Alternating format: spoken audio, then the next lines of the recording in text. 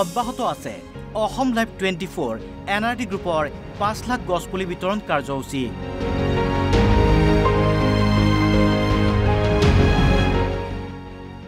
এইবাৰ গছপুলি ৰোপণ কাৰ্যসূচীত সহযোগ অৰণ্য মানৱ যাদৱ পায়েঙৰ।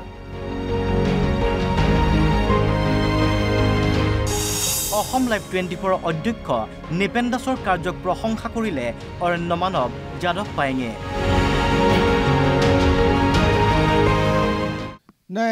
ধন্যবাদ জনাইছোঁ অসম লাইভক, নিপেন দাসক বিশেষকৈ অধ্যক্ষক এইকাৰণে ধন্যবাদ দিব। জুবিন দাৰ প্ৰতি থকা জাতীয় চেতনা আৰু সেই চেতনাটোৰ দ্বাৰা জুবিনৰ নামত ইমান 5 লাখ পুলি দিছে। হয়, প্ৰাণৰ শিল্পী জুবিন গাৰ্গৰ সেউজ অসমৰ সপোন পূৰণৰ বাবে অসম লাইভ 24 আৰু NRD গ্ৰুপৰ অধ্যক্ষ নিপেন দাসে অব্যাহত ৰাখিছে 5 লাখ গছপুলি বিতৰণ কাৰ্যসূচীৰ। ইতিমধ্যে বিতৰণ কৰা হৈছে 2 লক্ষাধিক গছপুলি। আমি ইতিমধ্যে সমগ্ৰ অসমত গছপুলি বিতৰণ কৰি আছোঁ আৰু জুবিন গাৰ্গদেৱে যেটো কৈ গৈছিল যে প্ৰকৃতিত থাকিলেহে আমি থাকিম, গছ থাকিলে মানুহ থাকিব, আৰু সেইকাৰণে আমি তেখেতৰ এই মহৎ বাণীখিনিকে শিৰোধাৰ্য কৰি আমি গছপুলি বিতৰণ কৰি আছোঁ।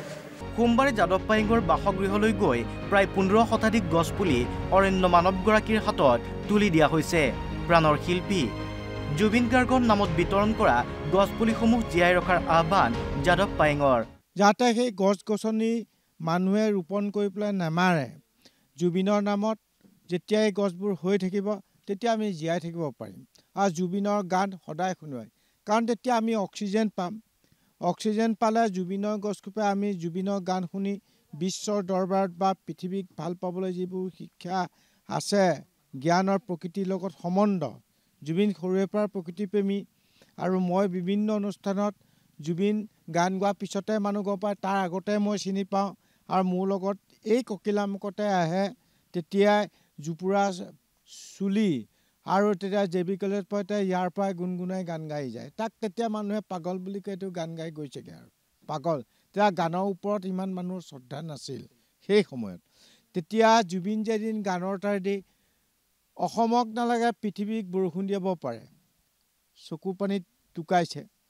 জুবিনৰ জাতীয় চেতনা ক'ত আছে?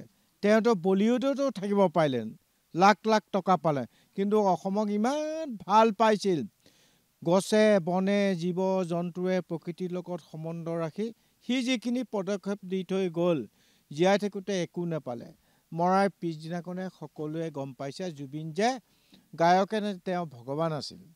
প্ৰত্যেকখন জিলাত জুবিনৰ নামত একোখন ফৰেষ্ট নিৰ্মাণৰো আহ্বান। প্ৰত্যেকখন জিলাত জুবিনৰ নামত এখন এখন সৰু সুৰাকৈ ফৰেষ্ট বনক, জুবিন মৰিও সমৰব। আৰু আমি যিমান গছবোৰ জীয়াই থাকিব তেতিয়া জুবিনৰ গান আমি গছৰ তলতে কৰি পেলাই আমি শুনি থাকিব পাৰিম। সি জুবিন মৰিও অমৰ হ'ব। মাজুলীত দলং তথা যোৰহাট মাজুলীক লৈ ব্যক্ত কৰিলে পৰিকল্পনা। আজি মাজুলী যোৰহাটৰ দলং যিটো হৈছে, প্ৰত্যেকেই মানে তেওঁলোকে প্ৰতিভা কৰিলে এইটো কি বোলে দলংখন জুবিনৰ নামত দিবৰ কাৰণে অনুৰোধ কৰিছে। তো এই জুবিনৰ নামত কংক্ৰিটৰ দলংখন হোৱাৰ আগতে মাজুলী উত্তৰ পাৰে মাজুলীয়ে কৰক, যোৰহাটৰ পৰা যোৰহাটে কৰক, জুবিনৰ নামত এখন ফৰেষ্ট বনক আৰু তেওঁৰ প্ৰতিমূৰ্তিও থাকক। তেতিয়া দেশ বিদেশৰ মানুহ আহিব, পৰ্যটক আহিলে জুবিনৰ সেই মূৰ্তিটো সেই গছৰ তলত তেওঁ যিখিনি আমাৰ দেশ আৰু জাতিৰ কাৰণে পৃথিৱীৰ কাৰণে কৰি থৈ গ'ল, সেই গানবোৰ শুনি শুনি প্ৰত্যেকে শুনিব পাৰিব। তেতিয়া জুবিন মৰিও সমৰব।